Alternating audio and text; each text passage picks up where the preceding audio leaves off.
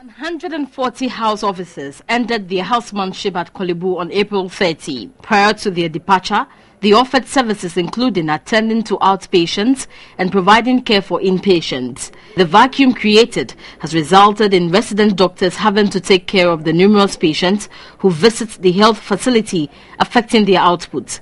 A visit to the maternal health clinic, however, revealed a massive turn-up, in spite of earlier reports that attendance to the outpatients department had been suspended. Public Relations Officer of the Korele Teaching Hospital explains patients who report to the outpatient department would be assessed and rescheduled where necessary.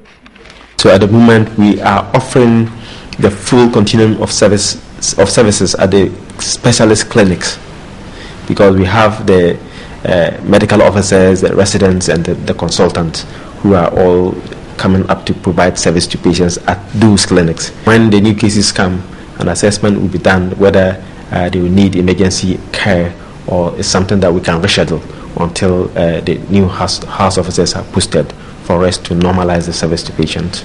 He added the Medical and Dental Council was responsible for the postings of house officers, and contacts made with them revealed the situation would stabilize in 2 weeks.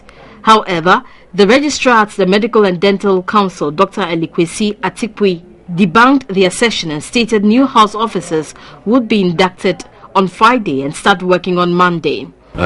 We had a similar situation, I think, about 2 years ago. It isn't because there was a gap, but I think there were challenges with the management of housemanship training in general.